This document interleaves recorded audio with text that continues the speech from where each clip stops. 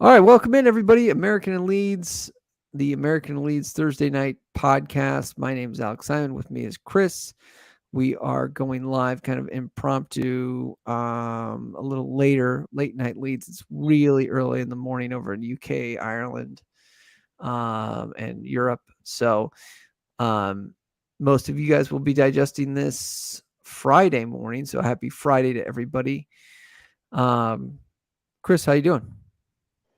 Doing well. Just got off work. The wife and kids are away for the weekend, so Oh wow. yeah, I don't know what to do with myself. Happy to spend some time with you, I guess, right, Alex? Yeah, and you'll be possibly be going on Gier's podcast tomorrow. Possibly, yeah. That would be exciting. Get a chance to talk to him. Yeah, yeah, I believe he's going to try to do a podcast every Friday or at least once a week now. This will be 3:10 a.m. Perfect, says Robert. Well, for all the late night owls, welcome in. Smash the like as you come in. We have about 1,200 subs. The views are getting 12, or I'm sorry, yeah, about 1,000 to 1,200. I think I got a 3,500 view, which is incredible. I've never expected to get that big. So, subscribe if you're not subscribed. I feel like probably I'm not shooting 1,000 in terms of the watches and the subscribed. So, if you're not subscribed, please subscribe. And yeah, the goal of this channel is to just talk about Leeds informally. So there's not a lot of, as Chris knows, there's not a lot of Leeds United supporters in the States, in Erie, Pennsylvania for me and upstate New York. And so we just like to talk about the club. It's a lot to unpack once you sink your teeth into Yeah. Leeds and your, football in the UK. And so I've I actually just had think, a few people locally really, I think they've seen me wear the shirt, and so I've actually had a couple people reach out to me and like, I am a Leeds fan. So of course I've sent them the link to your channel. But oh, nice. yeah, I had a guy, I had a it's guy come up to me. He was like homeless. He was like, he was missing teeth, and he's like, Leeds, Leeds, and I was like, yeah, yeah. I was they're like, everywhere. it's They're like, on the street. They're in the car. They're everywhere. Yeah, it is big. It's really cool. That's one cool thing about it is, and I've heard other streamers say this when they've gone out. I think even to the States where they've worn the shirt and people coming up to them, and they were surprised by that. But it's a neat thing.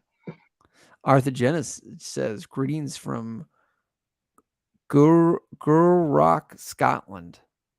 If I'm saying that correctly. Sorry, I'm a dumb American. I mispronounce a ton of stuff. So I was saying Farke.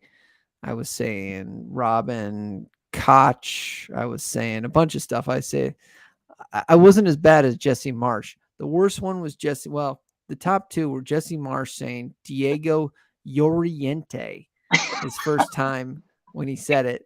And then Marcelo Bielsa had the worst time with Ipswich. He couldn't do it. He really couldn't do it. I'm sure that's clipped up somewhere on YouTube, but Yeah, we'll get the pronunciations. Oh, and then I say Norwich like a dumb American. I say it Norwich. Norwich. But Yeah, I saw there was I said I'm from Missouri originally, and I used to Missouri. say to my friends, yeah, well, Missouri, and then I used to say to my friends, Louisville, and the people from the East Coast would always say Louisville. Louisville. So there's dialects everywhere and accents, but Well, Alex, thanks for I lived in St. Louis for oh a few years when I was younger. So I've I was part of the Show Me State for a brief time. oh nice. Yeah, you're a Kansas City man, right? Kansas City man, yep, from the KC uh misery, yeah. Yeah, exactly.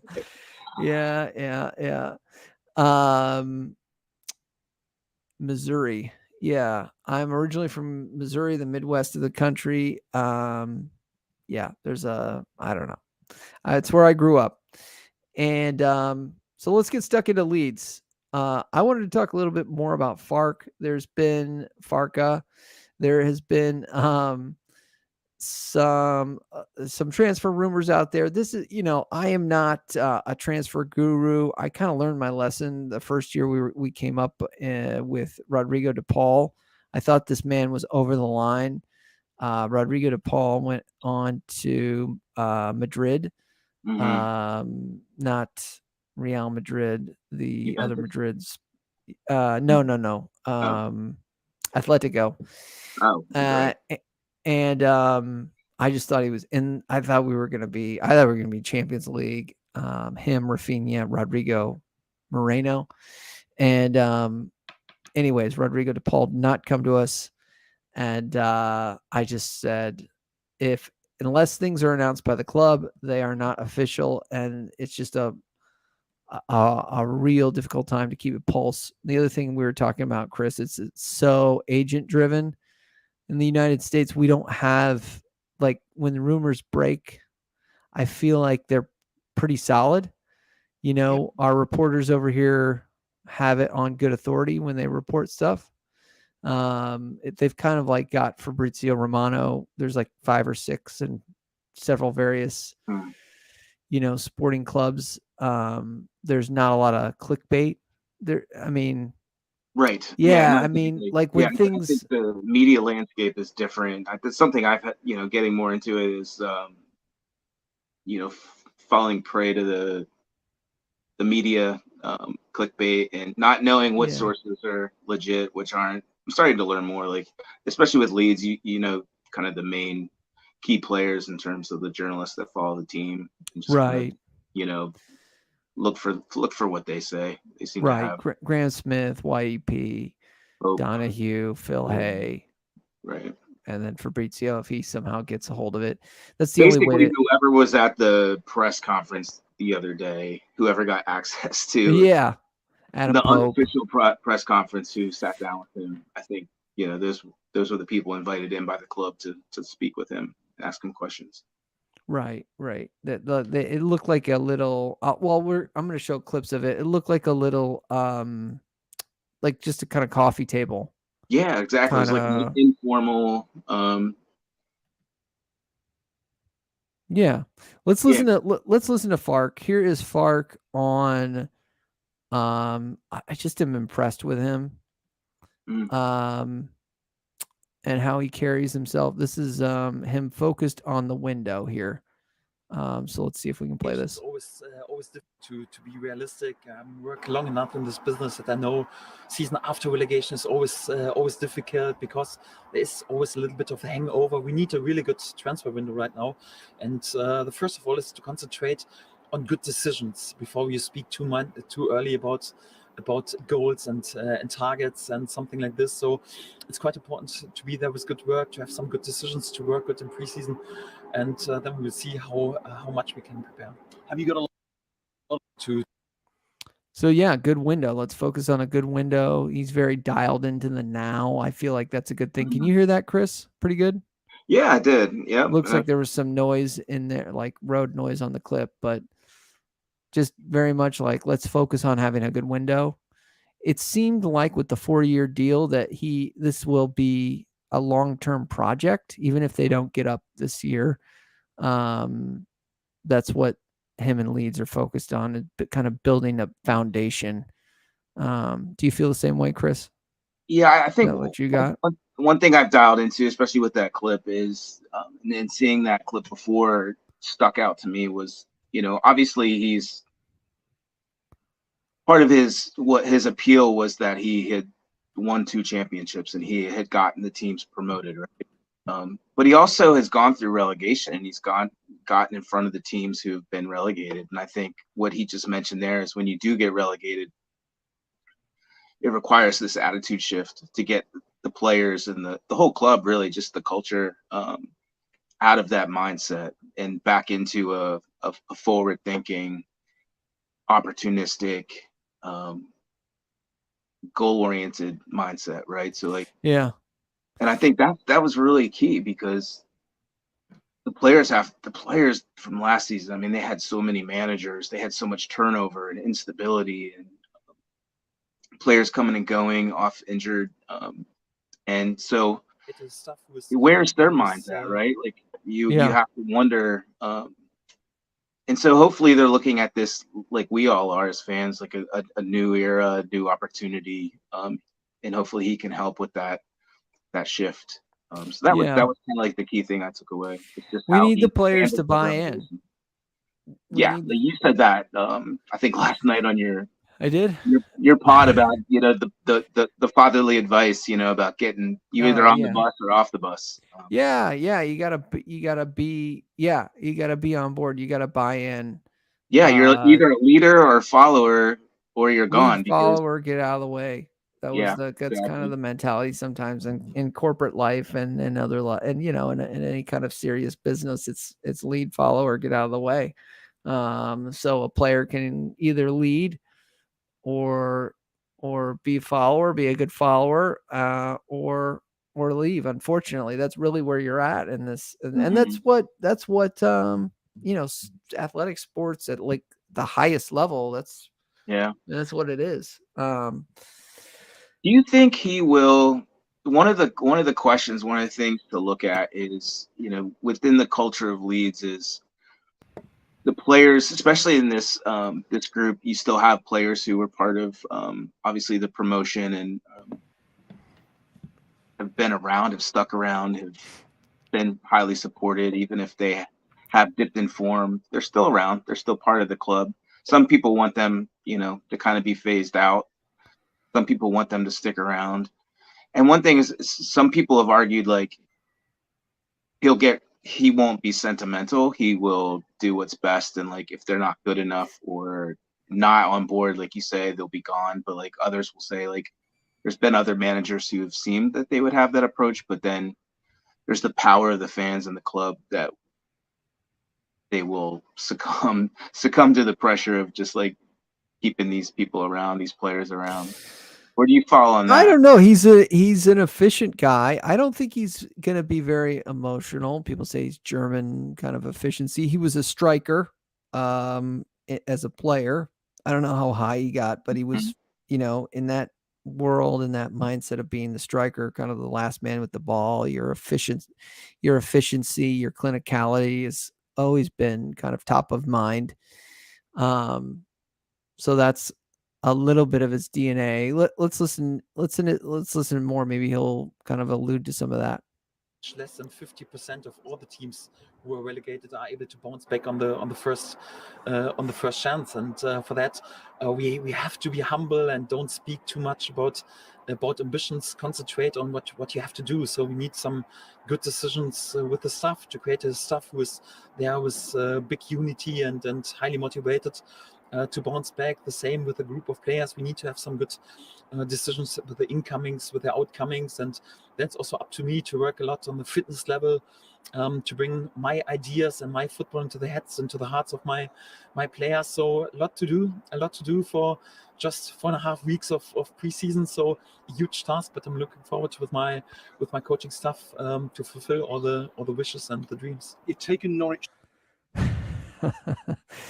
with his accent, the wishes and the dreams. What did you take from that, Chris? There was a couple of things that I really take out of that one.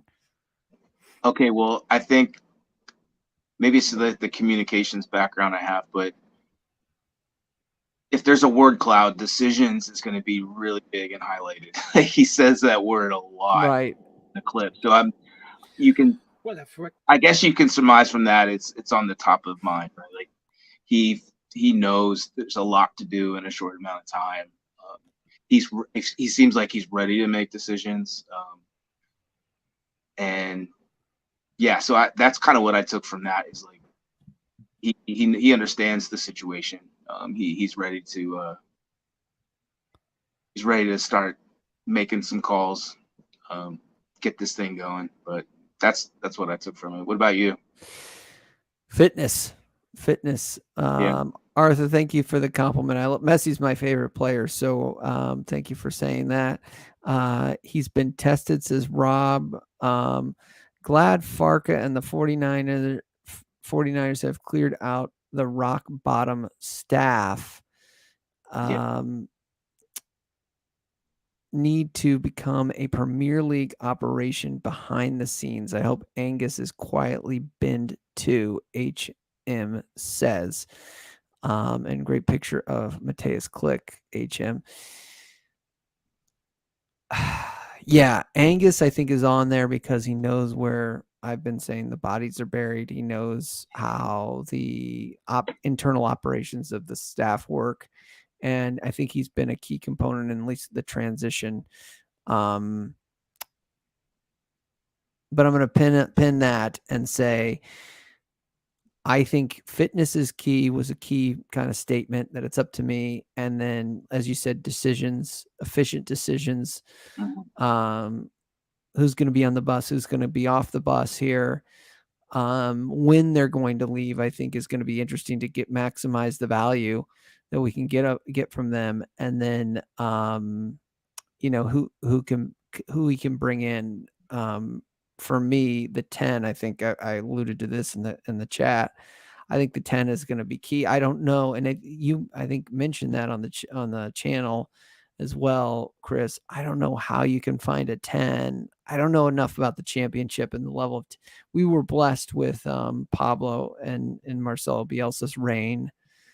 And then they had a falling out in the Premier League. It was disappointing actually to see. And Pablo's got to be he was in his mid-30s, maybe he's in his late 30s now. But I think the 10 is the one. I think based on what we've seen with the manager process, people starting to get kind of dialed into how the 49ers do business, how thorough they are with the search. And I'm sure if they had a bigger window to do it, they might even taken longer. I don't, just based on their history, but I think with player acquisition, I think the 10 will be similar. I think they're going to do some deep scanning for the right player they need at that position, especially with Farke's, his input and his system. I think they really got to get that one right. You can't just put anyone in that position. No, because that's the, I mentioned in the chat, as Americans, we have the reference of American football, and like the quarterback is the number 10. They are the ones certainly who orchestrate the attack, and I think the one metric is the intelligence, like the football intelligence. And you see the players who play that position who certainly in the final third. Yeah, in the attack is the creator. Yeah, exactly. They know where everyone is, where they're supposed to be, where they get the ball. They already know where people are going to be making runs and where to get the ball. You just have to be really intelligent to play that position well. That's why I hesitate when people, just the thought of even Brendan Aronson was supposed to kind of fill that role. He's not developed yet. I don't know. Yeah. Just always think of 10s seasoned, experienced, really intelligent. Of course, they have to have skill, but there's that added component for me that needs to come with that role.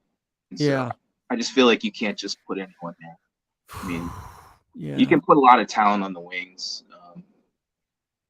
right? But that specific position, it's like the point guard, the quarterback. Almost like a little general in the attack. Yeah, or a big general. Right. Let's listen to more of Farke. I think that's the key position this summer. Last year, I thought it was left back. This year, I think, although you could always use a left back, I just think we're thin there. This year, I think a 10 is just screaming out. There's a possibility that we could get one kind of through the youth. I mean, somebody could raise their hand, but I think we need a seasoned player there. Yeah. Well, I've worked in the Bundesliga, I've worked on Premier League level, and I know the Premier League is by far the best league in the world, but the Championship is by far the toughest league in the world. This was kind of he said this multiple times, and he said it at the table interview, he said it at Sky, he said it on LUTV.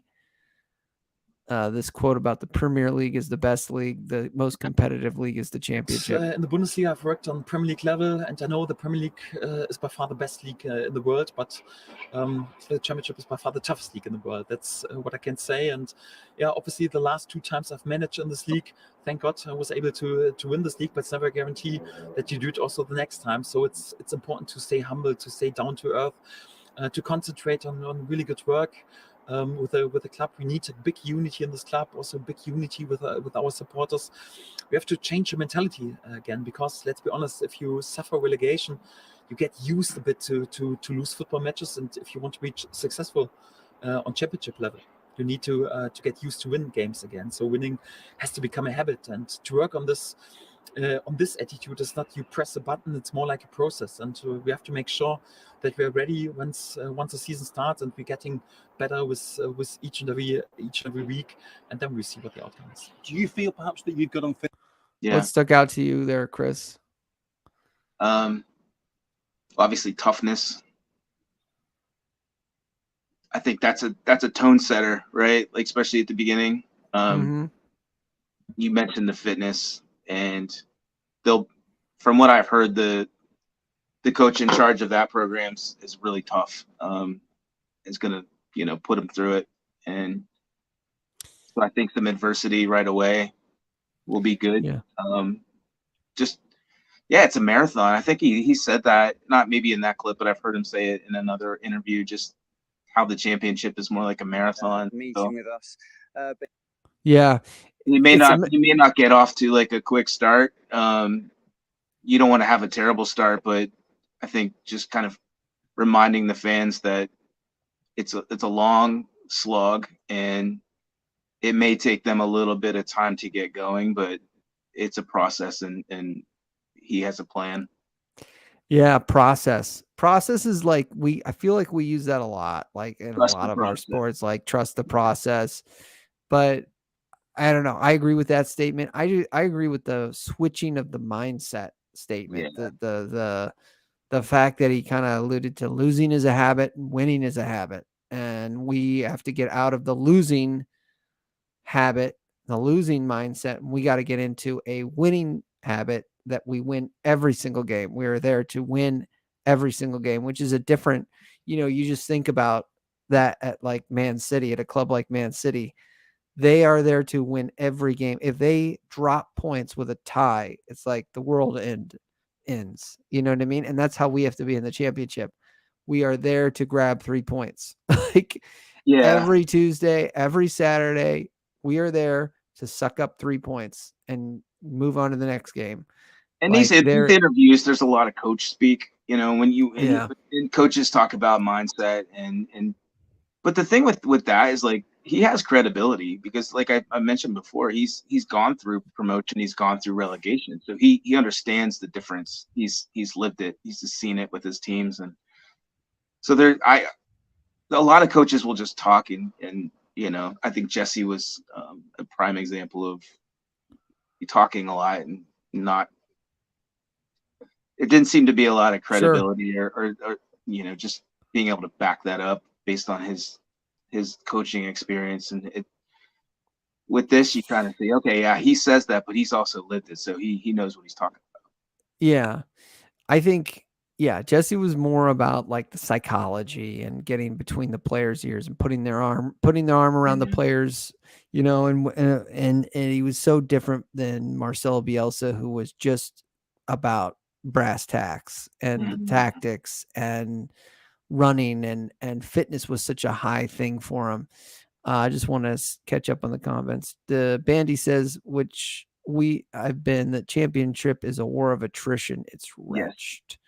It's a grind. I will say, I remember looking at the table even last year, and it's like, there's 10 teams here that can get promoted. Even in the last month, it's just it's a very competitive league. It's actually very entertaining, I think, for a neutral. Builds character, says Rob. Absolutely. The championship will build hopefully another bit of character for this team, as hopefully Farke is the man to get us promoted and kick us on into Premier League an established Premier League side. Robert says, even if we can hit 90% of the fitness levels under Marcelo Bielsa, we will be so much better off than last season. Yeah, I agree with that, Robert. As well, you saw that last year. It's disappointing. Like, we fell off a cliff. They fell right off a cliff. I loved watching that. Like, you know, in our first year, it was like, you know, we might not have the $50 million, $100 million players, but guess what? We're the fittest team in the league, and we always gave everybody a go. And that's what I appreciated about that first season in the bubble or whatever it was, you know, the season where the fans were away, and they gave us something beautiful during, you know, all these terrible, you know, mask mandates and, you know, all this other stuff that was going on. We couldn't be in stadiums. We couldn't gather, but you turn on the TV and you saw beautiful football, and you'd see this team leave everything on the field. And that's what you appreciate. You might not win the game, but they gave everything they had. And that's why I really fell deeper in love with Leeds that season. Let's go to, that's a good transition into former player here. Let me get his name. And this is courtesy of the Marching On YouTube channel. I'm Marching On Together YouTube channel. Give it a, I'll try to link it in the show notes after this. But they get a bunch of kind of content from, I think, BBC Radio Leeds and Adam Pope, as well as maybe LUTV, and they put it on their YouTube channel. And this is from former player Matt Jarvis, who I believe played at Norwich. His impressions, you know, he was very calm, softly spoken. Obviously had the slick back hair at the time. Everything, you know, he come into the change rooms, sat down, had the meeting with us. But it's not really until you get outside and you get on the training pitch, for me, was where you start seeing the work that he would put in. You know, you work extremely hard on the training field, longer than I was used to, I suppose. But tactically very astute. He completely knows exactly how he wants his teams and his players to play. In a system, and the type of passing and the movement from the players. I think the Leeds boys will know pretty quick how his methods are and what his coaching staff will ask of them. What did you think of that, Chris? What did you take away? Clarity. We heard that so much last season with Jesse, right? Like, we need clarity. Yeah. And the players know that the tactics are clear. You know, the players know we've got clear minds. It just seemed like the can was being kicked down the road constantly. You know, the players are starting to get it. You know, they're starting to get it. Remember, they're still working on it. But yeah, that's from a player. So he's saying, you know, he's very clear communicator, what he wants and what he expects, and they can respond. They can respond well to that. Yeah, and mentally, it's like, Jesse, hey, you know, okay, well, the players hopefully are clear-minded. Are you? You know, what's going on with you? You haven't dealt with this. You're not have been in the Premier League. Do you know what? What? And it was kind of like he couldn't. You know, he might have said that or tried to act like that, but it was never 100% guaranteed. Where obviously he's, you know, Farke has won two championship titles, knows the league, knows what he wants, has played his game, even though he got walloped several times in the Premier League. But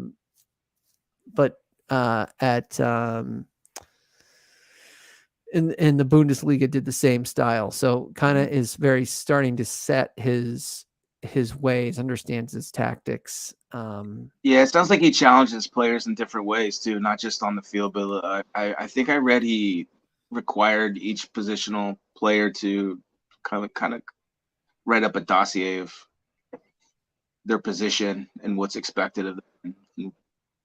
Yeah, kind of their tactical awareness Interesting. within their role, you know. So just like super detailed.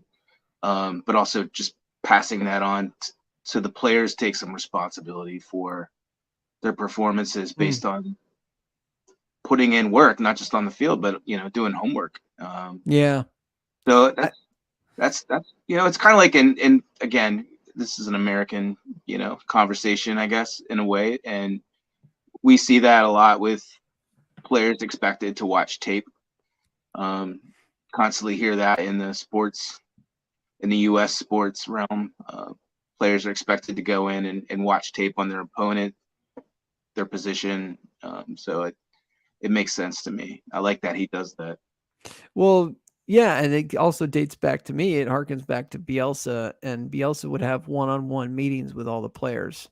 Mm-hmm. And he had 2 meetings or something, 2 or 3 meetings with Calvin Phillips in that holding role, because he played a 4-1-4-1, and he played with 1 holding midfielder instead of a 2. And that holding midfielder was another, not to again beat a dead horse with this comparison, but it was another quarterback, because Calvin Phillips would spray the ball to that second and third or that those other levels. And but yeah, so it sounds like Farke is going to have one-on-one meetings and one-on-one responsibilities with the players. Here's more on the tactics. Possession-based football. He likes forward passing. He likes players to float into different types of positions. Doesn't want out-and-out wingers. Likes the wingers to cut inside a little bit to create more of a packed midfield that supplies the fullbacks to get the width to be able to. I would say the biggest thing I noticed to start with was the way he didn't really want masses of crosses. Everything would be more cutbacks and getting to the byline, cutting it back to the edge of the box or to the 6-yard box, or he's not for that centre forward that just wants the raining crosses coming in. He was more get it wide, get the fullbacks on the overlap, and cutting the ball back to the edge of the box and possession. Make sure you keep changing the play, and it'll be great for the midfield players in that Leeds team. They'll be getting lots of the ball. They'll be able to create numerous opportunities for the forward players, and if the fullbacks, they'll be on their bike at every opportunity on the overlap. Well, we've seen What do you think, Chris? What did you take away from that? I just love that style. I love when you're using the fullbacks as for the width, and you've got the wingers who can take players one-on-one, more cutting in, especially diagonally, because think about it as a defender, if a winger's just going vertical down towards the touchline and throwing in crosses, like, it's a lot easier to kind of predict and defend. But like, if you have a winger who's dangerous, probably like similar to like Rafinha was, right? Like, just being able to just destroy defenders one-on-one, get a lot more space when you're cutting in to work with, and how he said they move around a lot. I think it just creates more of a dynamic attack versus just having your wingers go vertical. Give that to the fullbacks. Like he said, they're going to have to be on their bike. They're going to have to run, do the overlapping on the attack, come back, play defense. But those wingers are what I'm excited about. And I read in Phil Hayes' article that Farke sees Rutter. He sees them in his plans, but he sees them as that inverted winger. And that really excites me, because I think he has that. He's kind of got that sauce where he can take some people on. He's got a powerful shot, Rutter. Yeah, and you see his highlights. A lot of it's coming out from that corner of the box, right? It's not right in front of goal. It's that diagonal little run, far post. Yeah, yeah, that shot from outside. So I think that's spot on. I think that's him and Jabby both have a little like a sleepy shot on him. It's like, kind of doesn't look like it'll be powerful, but then you see it and it's like, whoa, that's some pace on it. Bandy says the fish-eyed fool, you always referred to him as this, Marsh, is a madman, and one day he will show us how mad he is. It'll be interesting the next job he takes, Bandy. How did he ever get past our board? Well, we know that. I mean, we're to talk to him. Well, there was He like was the one person successor he had to talk to one person, right? Like Yeah, compared to the process that just happened, right? So this multiple interview, Right. multiple people. Yeah, I mean, it was thoroughly still, vetted. Jesse didn't go through that, did he? they Or didn't know what they he were just kind doing back then. he had a relationship with Orta and Right. It kind of was signed just, on? it was kind of like good old boy vibes, like, you know, Yeah. and they look, I was a fan. They had Massimino or Cellino was whatever. He was in charge of the when I came into Leeds, he was in charge, and they had a manager named Gary Monk who got the heck out of there. He was a snake, etc. Whatever you want to say about Gary Monk. They had two really poor managers. One in Thomas Christensen, and then Heckingbottom, who just had a miserable season. I don't know if he lost the dressing room. Now he's in the Premier League, crazily enough, with Sheffield United, which is wild to see. And then those two men, basically three men. There was an embarrassing badge reveal at that time too, somewhere in there. Redo of the badge, which was terrible. It was just really terrible. I don't know what they were thinking, whose cousin they knew to greenlight the badge. But anyways, they sat back and said, name a manager. I believe the story is Rad Rosani says, name a manager that we need to get, that we could get, that would be impossible. And Orta, who does know football, who does know soccer, said Marcelo Bielsa. And they did sell him on the project. Mm-hmm. So they got it done.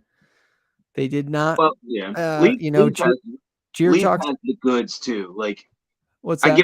You want to give them credit for identifying. Yeah, give them credit for the sales job to get a manager to get a manager through the door that is a top flight manager. Yeah. And yeah. But I saw that. I saw the Kinnear was talking about how they had done all this prep work to go down to meet with him in Argentina, and we're going to make their case, and he had already done all the history. They did the history. They never even had to get into the kind of the presentation because he already right. knew and I think that's what's special about Leeds is because you don't really have to sell it. It sells itself. It's one of those historical clubs. It's a one club city. Mm-hmm. It's got all the support. One of the best fan bases in football. And so like, yeah, you give them credit for actually like coming up with the name, but I think the club itself just kind of sells itself. Right. I think that's a good point. It probably sold itself, and then they gave him the keys to the kingdom, so to speak. They didn't know really.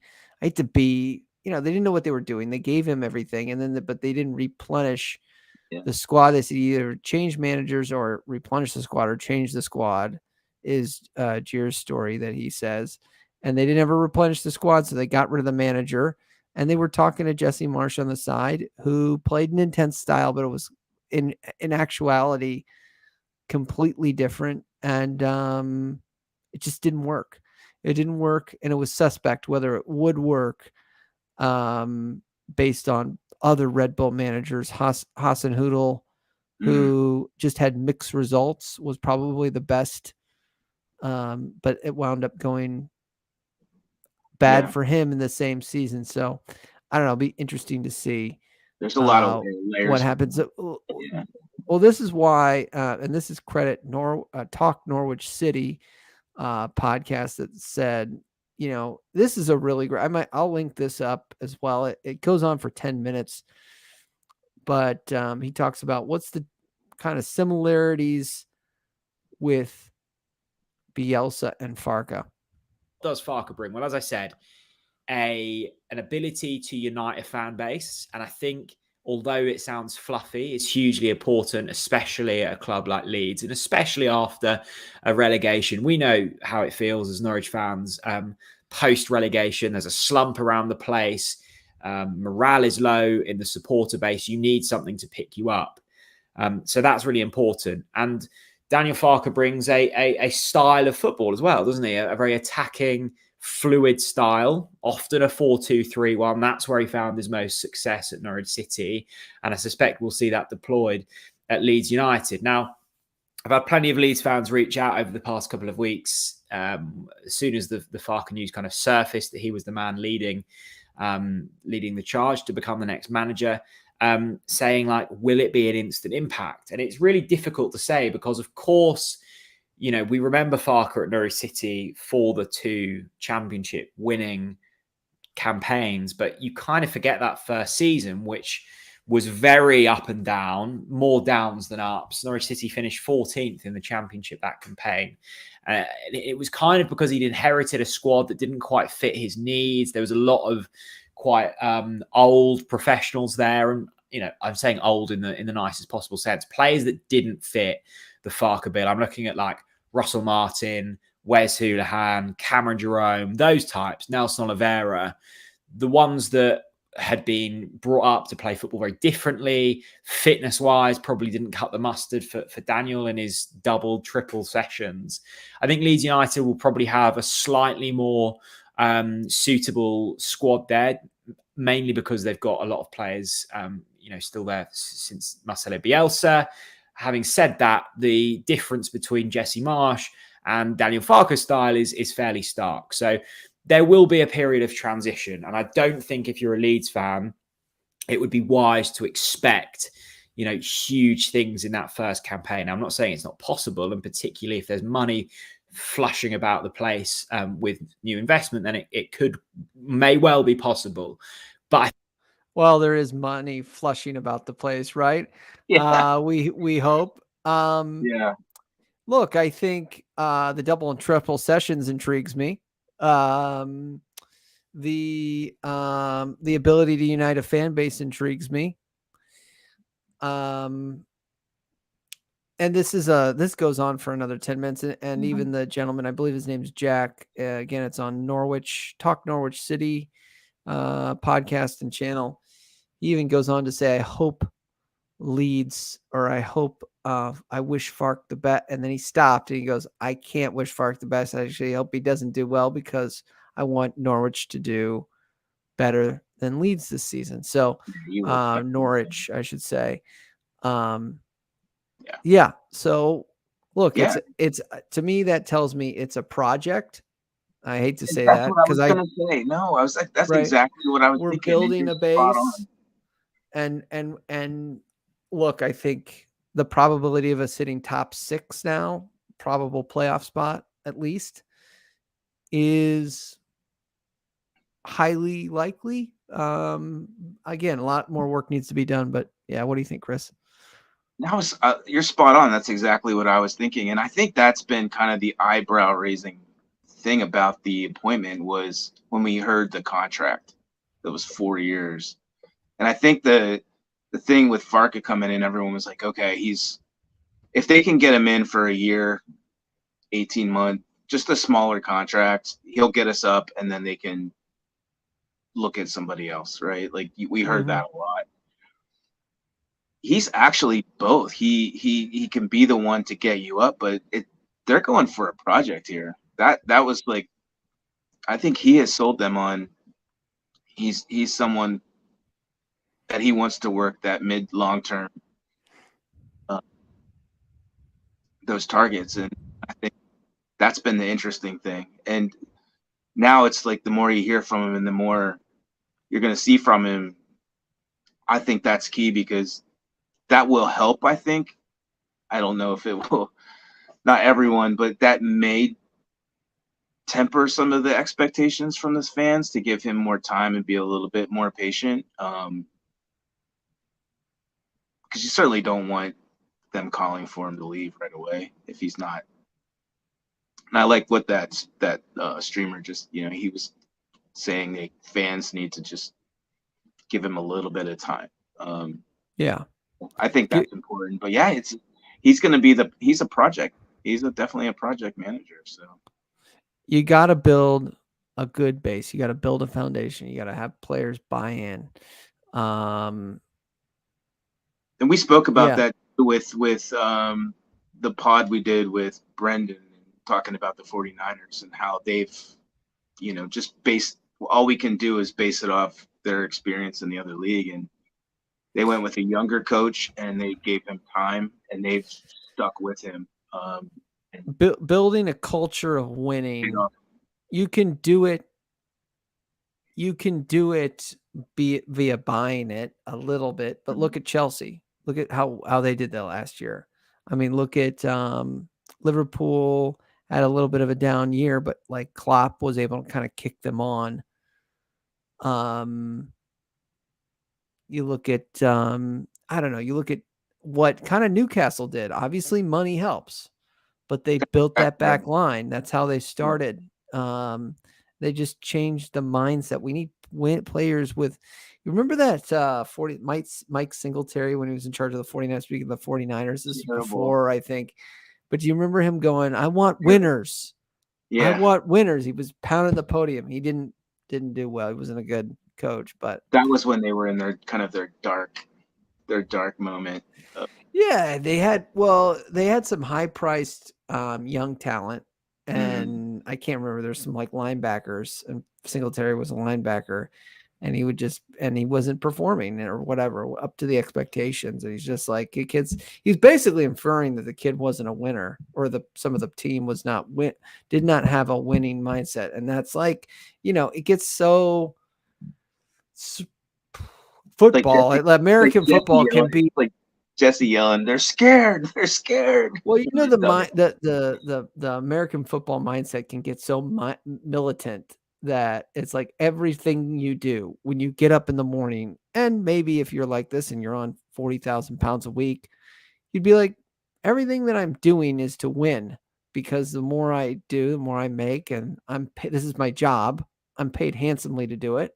So, what I put in my body, when I get up in the morning, how I'm training, like I'm not going to, the idea that a manager needs to get me fit is kind of almost ludicrous, right? If I'm getting paid a ton of money, like you should just be fit. The fact that a manager's got to get you fit could be questionable. Let's catch up on your comments. Fark Zen says, Arthia. So some of the Farka, yeah. Some of the quotes, I think, Jenna, you were liking. Is this the 3 a.m. crowd? The 3 a.m. crowd, yeah. Love it. Good question, Bandy. I think on the Mars shot did he get past? We answered that as best we could. Farka had better use 2 forwards and stop this nonsense of a lone striker, says Bandy. Well, it sounds like it's going to be fluid. The front 4 is going to be very kind of fluid. It's not going to be, crossing into Bamford 20 times a game and maybe he connects with 2 of them. It's going to be much more, that front 4 is going to have some freedom, I think, in it. That's why a creative number 10 is going to be interesting. So that stood out to me. Go ahead. You sent that replay of when Norwich beat Leeds with the 3-1. I still haven't had a chance to look at that 3-1. Yeah, and that's one of the things that stands out is how fluid they are. And when they get into the final third, all the players are involved, and especially in that game, it was back and forth. It wasn't like one side at all, but one of the things I felt like Leeds had a little bit of issues finishing, just creating that, that maybe it was the final pass or something, but Norwich just seemed really connected in their attack with all their players. Like you mentioned, just very fluid. Everyone was involved. And so you didn't have that isolated lone striker in the wilderness trying to find some service or trying to get engaged with the play. Like, they were all connected, the striker with the wingers coming in and the fullbacks overlapping. It was kind of like an all hands on deck. I haven't said this in a while, but please smash the like the smash, control the algorithm. Algorithm does not control you. he actually uses a 2-3-5 in attack, I believe it is.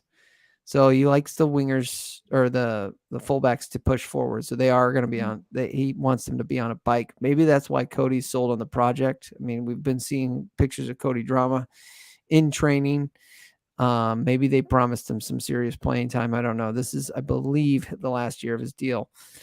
Cody, the one thing I think you could question his defense. Martinelli did put him on toast the one time he did come in. At least in Bielsa's reign. He gets Martinelli's put a lot of people. Yeah, and I don't think Martinelli's in the championship, so I think we're okay there. But he likes to get up and down. He can get up and down the pitch. Mm-hmm. Yeah, that was a couple years ago too. So he's young, and his game has for sure gotten better. So almost 5 in attack. And it all being very fluid, cutting in and out, playing passes back and forth. Rob the Gob 707 says 1 step forward, 2 steps back. I think you're talking about the coaching regime's change, going back in history. Bandy says Angus Kinnear is a punk and we don't need him.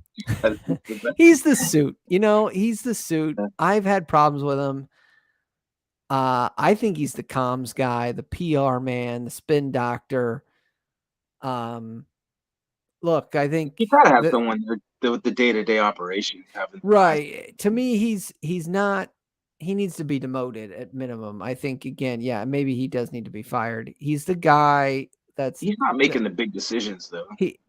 But his PR notes about the 2 English strikers, that was like last fall when we didn't bring in a striker at the deadline. We wound up bringing in Nanto, who was fabulous, but we basically had 2 international strikers, Rodrigo and Bamford.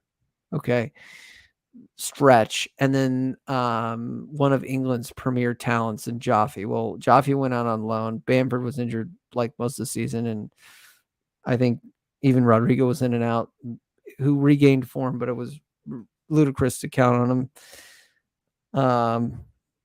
Gaslighting fans, etc. I'm sorry, I gotta just say, I think maybe we're getting to the point where we can maybe even look back on last season and just laugh at how ridiculous some of the things were. So ridiculous. And so, the fact that he just stopped writing program notes at the end of the season, isn't that that says it all? They probably told him. I mean, the 49ers everyone probably just gave said, up. The players gave up. The coaches kind of threw their arms up, and he stopped writing the program notes. It was kind of I'm done with that. Yeah, I'm not even doing it anymore. Raz was checked out. He was trying to buy Sandor. I mean, what a circus the end of the season was. That's crazy. They really in fact, once this thing gets approved, I mean, I guess it's supposed to be approved on the 7th, maybe tomorrow. Is it the 6th? Today's the 6th still here in America, 11:03 p.m. on the East Coast. So maybe tomorrow morning, maybe over the weekend. I do want to see Parag Marate in front of a camera, in front of a press. Do they need to have the ratification to sign players? I believe so. I believe Forshaw's been the layup, I guess, signing. And even though I don't think he can play 40 games, but I think maybe... I don't think he's signed. I don't think he's signed yet. I almost want to propose this question to the group and DM me or whatever. Over or under 15 games for Forshaw. 15 appearances. I'm almost that's where the bar is for me. Will he make 15 games? He's been so injured. If he starts 15 games, that's crazy to me. I don't think that'll happen. He'll definitely be injured. The only way to play him is, and he's great at this because he recycles the ball, he makes himself available, and he gets stuck in, is him coming in at minute 75 to seal a win. That's when you want to see Forshaw, because he's great at just putting some calmness on the ball. But he was actually in that game 4 years ago with when we got beat 3-1 to Norwich City. Yeah, So he stood out. A couple of those goals seemed like he was kind of lost. Yeah, yeah, I he mean did deflect the Luke first turned one off in. in one of Yeah, those, and that was Luke 4 years ago. I mean, he but was turning off all season last year. I hate to be Luke like Bill. Luke Great is man or scum away last year. He was putting in a shift, oh my but God, like that was his best game. That was he was incredible. amazing. It But like was. but Luke 90 minutes is a long time. So there would be games where like Luke is like, Bill is on fire. Like he's taking like people are targeting him and he's just taking the ball off at will. But like all it takes is one mistake by Bill and he was on toast, gone, like burnt. See you later.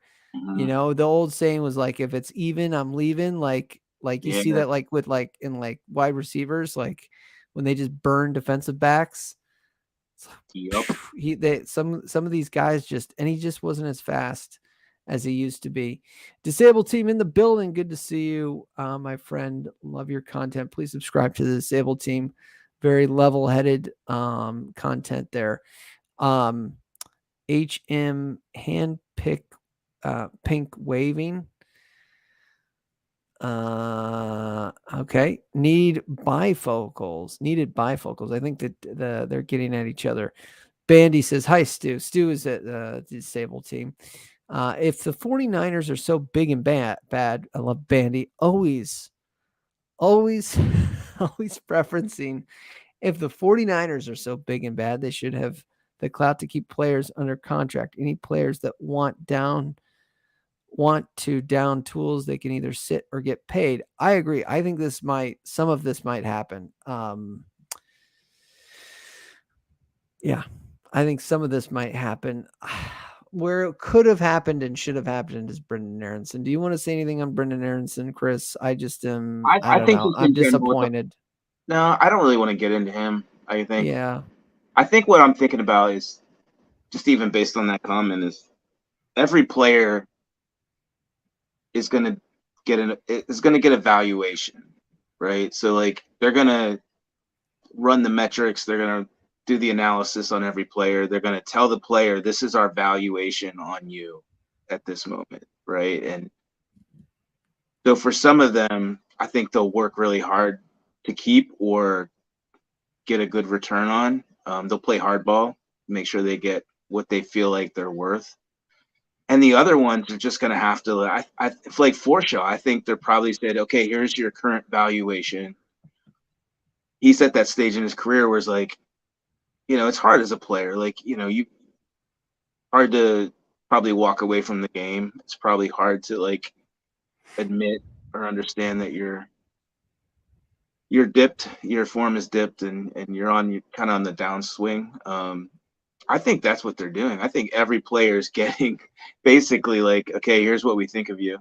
You can stick around, and this is how much you'll get paid, and this is what your contract will be, or you're gonna leave. We don't have like really any plans for you, or yeah, we really rate you a lot, and we want you to stick around. And if someone comes for you, they're gonna have to pay top dollar. And so I think that's a process they're going through. I don't know what you think about that. Yeah, I think they're all getting a value. Well, they're all getting their pay, what they're going to be worth in the championship, with just a significant reduction. And looking then at every player and said, what value do you bring to this club today? Right. Yeah, it's a tough conversation. What's your value? And you had a terrible. You don't have a lot to stand on. I mean, you're looking. Yeah. You and the agent's going to tell you your options based on the contract you signed. And months ago. People giving Brendan a lot of stick about wanting to leave and kind of dipping out on the club. But I also look at it. Who's to say that Farke didn't look at him and be like, I have no use for him. Right. He's going to have to find another team because I don't see him fitting into what I want to do.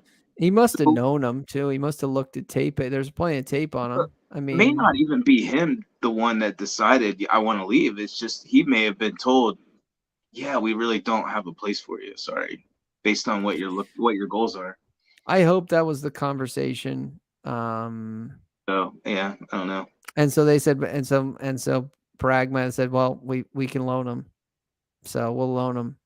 And then, as a Leeds fan, you almost kind of go, well, I hope he does kick on then with Union Berlin, because if he does, then he'll be worth more money. And when we do sell him, Yeah, I think want him to do well.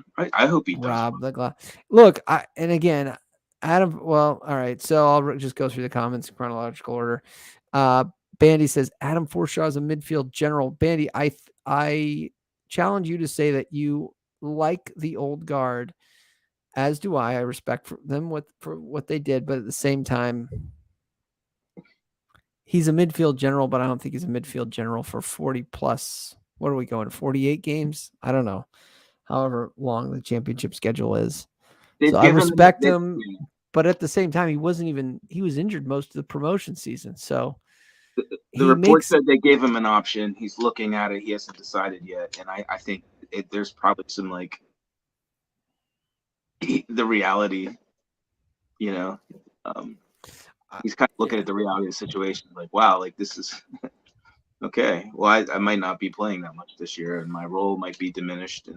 But if I still want to play, I'm going to have to accept their terms. Yeah.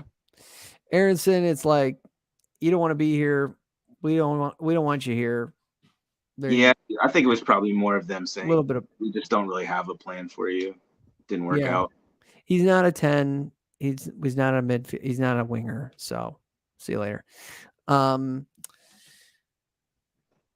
So I've been saying all season, I think this is about, or all preseason, and this, Chris, it's not necessarily about who we're bringing in, but who we can hold on to. And there's been some good rumors, take again with this with a grain of salt. I'm almost looking at the rumors of people staying around, i.e.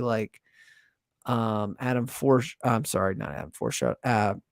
Tyler Adams. Him staying, the rumor of him wanting to stick around was on the internet today. I saw that. I was like, fingers crossed there. They saw it on the Athletic and Sky, but then I didn't see anything else from them, so I don't know. That would be just so massive. I think I know people. Yeah. There's one particular channel I know out there that's not necessarily rating his ability to go forward. I just think he would be an excellent protection for the back line. If he does go, though, look at that Han Noah, the French youngster. He just, it's July 7th in Europe right now. He just turned 22 today in Europe. Today's his birthday, July 7th. He reminds me of Tyler Adams. If you watch, he played for Bristol up until January. I think they loaned him out, but he just, maybe it's the hair. Just his game. He's defensive midfielder. Didn't have goals or assists, but I think he's a little bit better technically on the ball. Can progress the ball maybe a little bit, and he's got that part of his game. But yeah, if Tyler leaves and he's being linked according to Phil Hay like that, just watch him if you haven't seen him yet. For me, he looks like a little Tyler Adams-esque player. Yeah, I think it's about who we can hold on to, and maybe who can make that step forward, which is a Jabby, which is a Ruter. Those two players in general, maybe a Jaffe. Bandy continues and says it's not about the old guard. The man is a field marshal. Look, I'll say that he always wants the ball. He wants to receive the ball. He's making himself, he finds little pockets to make himself available. He recycles the ball. I stopped short of field general, but I respect your opinion. Yeah. You trust him though too. Forshaw is a player. You trust him. Oh yeah. Look, if you could tell me. But if you need a goal, if you need something to happen, if you need a spark.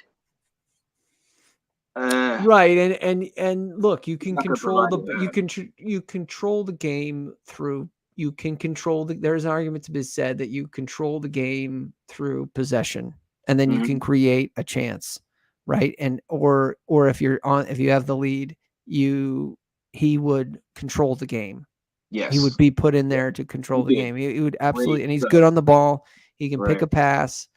He can get stuck in. Look, But if you need to go Forshaw- for it, you're not. Right. You At need this to call that age, I'm number. just saying at this age, with this injury record, Adam Forshaw, if you can guarantee me Adam Forshaw 5 years ago, sign me up. Fabulous signing, like incredible signing. Adam Forshaw right now with where he is. Let me just look at his age because I'm just curious. Did you say he was 41 or did I just? No, he's 31. Oh, he's a young 31. man. He's pretty young. Stuart Dallas is 32. He's another wild card who's coming off a massive injury. I think he would be. I think it would be. I kind of missed him not playing last year. I want to really see him play. I haven't seen him much at all since I'm kind of new to the club. But I really kind of excited to see if he gets a run. I know you rate him pretty high. The Swiss Army. I did. Pablo Hernandez is 38.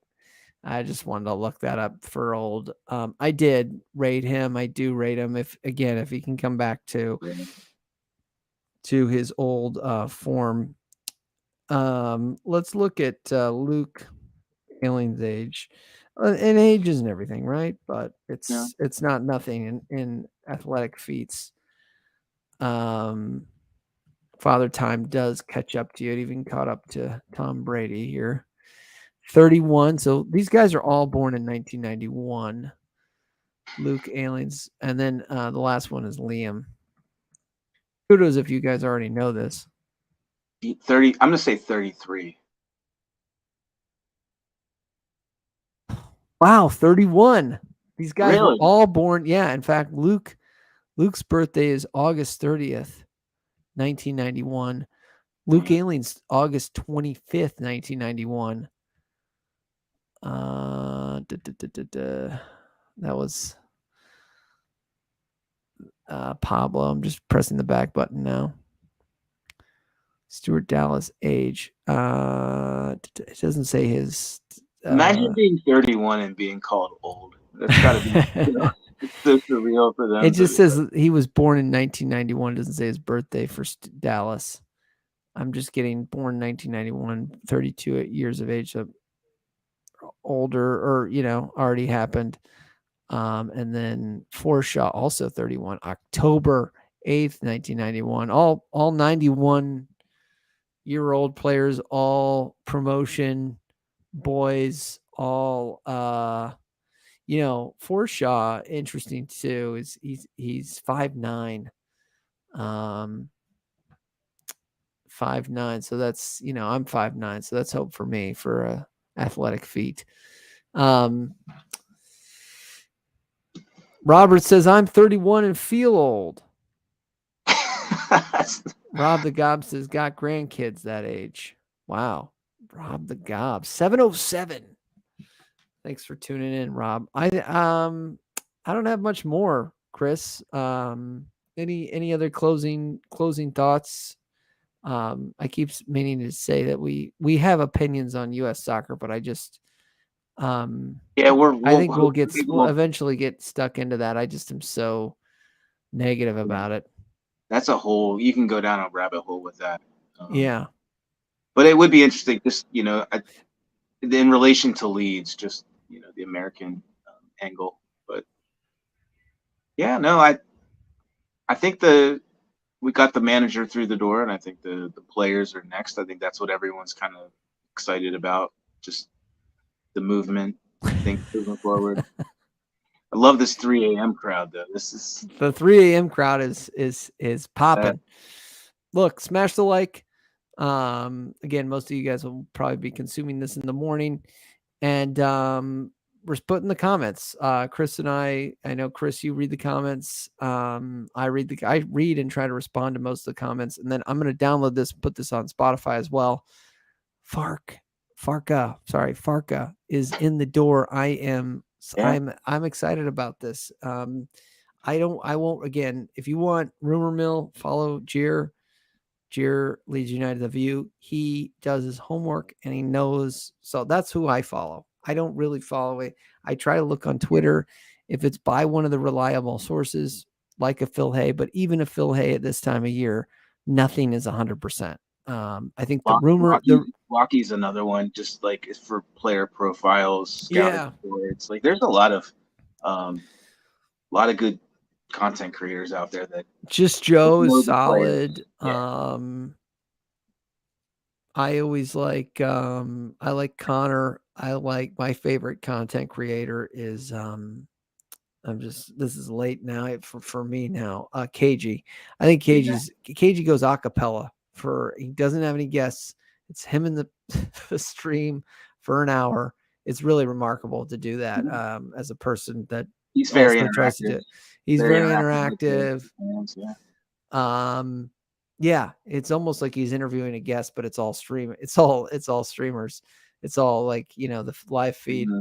So, I just think he's very talented. And then, I'm missing somebody. I'm thinking of him, but I can't, name's not ringing the bell, but the reliable sources, the reliable content creators. But again, right now at this time of year, it's always just rumor. It's even at the most reliable sources, it's just rumor.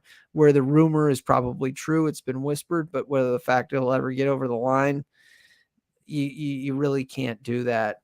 I always mention that these things go in stages, like this Waco or dark web, like I call it the dark web, where it gets leaked. There's some guy in the kit room that knows something that somehow leaked this out on, and then it goes, and then somehow it goes to like, I don't know, talks, but not talk sport, but like the Express Mail. Okay. And then, okay, well, that's still, you got to take that a little bit with salt. And then it goes to kind of like some legitimate journalists, and then a fab. Once it gets to fab, it's like probably days away from the actual club announcement. So all these social media accounts too, that just random people that aren't journalists, they're not, but yeah, they're like claiming these things, and some people are like, oh, they're legit, like they got this right, and you want to believe them, so you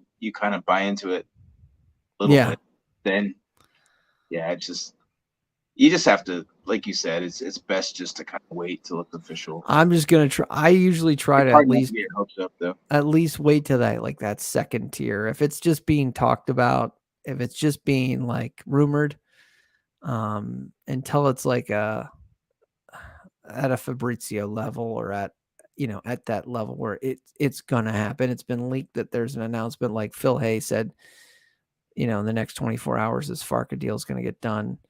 Until Adam Schefter comes out and tells you. Yeah, Adam Schefter. Yeah, I wish. I wish there was a breaking, like, oh my gosh. If there was like a legitimate, yeah. The problem is you could never get something in the top 5 like European leagues, like a show like that. Everybody would just be, you're dealing with like what, 70, 80, 100 clubs now at this point. You just never you could, it's not apples to apples. Shout outs to KG, Liam, Bandy, both like KG, and KG did have Tyler Adams on. That was a massive get that he did. All right, Adams is a cool dude, man. I don't think be surprised if he stays. I'm still holding on to that one. It would be a big statement by him. Big statement by him. I like him as a person. Another guy, humble, plays with a chip on his shoulder, very kind of like Calvin Phillips did. Like Calvin Phillips's father was in jail. Mom raised him, grandma raised him, from Leeds, from like the city of Leeds. Tyler's kind of like that. Folks split up, mom remarried, father gone, mom remarried a guy that was I think he was an English or Scottish background, got him into soccer here early, joined New York Red Bulls at what, 16? 15. Which is 15, which is maybe 14. which is rare for here to like give up everything and do soccer. Like that's weird. And then very aggressive, and then got in the Red Bull system. And obviously this was his first team really outside of the Red Bull system. Yeah, well, So Jeffy was Red Bull too, so it was really until he got let go. one thing about Tyler and him coming from Leipzig is that he openly said he did not like Germany. He's like, I didn't like the language barrier. I did not like the way I was treated over there. He didn't for whatever reason mesh with Germany. So I think when you like rule out or prefer not to be in that league, there goes what, 20 teams, you know? So Yeah. unless I think he might for whatever reason like England. Mm-hmm. So I unless don't he see him gets, leaving England at all. It's I don't, just a yeah. question So whether it's going to be. I a think for him, it's Villa, either Leeds or the Premier League. Those are his choices. yeah. So unless a Villa come in big for him, and the rumored release clause is 25, I think, which is a sizable minimum. I think we might be asking more than that, maybe 30. I think we should ask more. Yeah, I think so too. We should ask more. So what is it? Villa doesn't want to pay that early. I mean, again, these are rumors. And then I think there's another team out there too. Oh, Forest. Forest is kind of a train wreck in terms of their incoming. West Ham, right. So, I mean, if it's a Villa or a West Ham, he probably thinks about it. He's injured too. We don't know what that you mentioned that. We don't know what that injury's like. He may need some time to he may need to stay at Leeds just to kind of nurse that a little bit and have a season on rehab. Get back into 100% and then see what happens at Leeds, and then maybe he moves on or sticks around. Let's check. I think there was rumors of him being healthy, but let me. He's not training. They said he'll be ready. He'll be ready. He would be ready by the first game in August, but he's not ready at this point. I love this Twitter. It's like some random guy, Maddie Harris. I mean, I don't know him. There's no blue check mark. I don't know. I could dig in deeper. Tyler Adams has stated that he wants to stay and fight for the club. He's had offers from other top leagues in the Premier League, but he has said he loves the club and wants to prove our fan base wrong about Americans. What a guy. Give him the armband. Where did he state this? Like, I hope he stays too, but I don't think his motivation is to prove people wrong about Americans either. I don't, I just don't see that being his part of his decision making. Yeah, Gareth goes on to say, he might be a little past that at this point. Gareth, who's from I know one Leeds, says so there is absolutely no truth to the idea that Tyler Adams would stay in Leeds solely to prove people wrong about Americans. Yeah, I don't think money talks. Agreed. I don't think he's got as much as he probably might be a small motivation. I think that motivation could easily be the biggest motivator is dollars I think he might feel bad a little bit about how things went down last year, though. Yeah, I think so too. He got, he got hurt and didn't get to help fight in the relegation scrap at the end, and who knows? Maybe that's I'm sure that's part of it. So here's a more reliable source. Graham Smith says Jack Harrison, Tyler Adams, and Luis Sinisterra's latest is Daniel Farke gets a first look and here's transfer ideas, and the young guns get their chance to impress. So I believe that is Jack Harrison, Tyler Adams, and Luis Sinisterra have all reported back to begin their preseason, but are not involved in the full training sessions. Harrison is working to get his way back after hip surgery. Adams has been expected to return to fitness from his hamstring tear and subsequent surgery. Sinisterra missed the end of the preseason after picking up an ankle injury. In April, he returned to Thorpe Arch on Monday. So look, they're walking around the grounds. I'm sure they're being acclimated, maybe with the coaching staff. It's a long transfer window. We got another, they're 60 days. Bathing in dollar bills.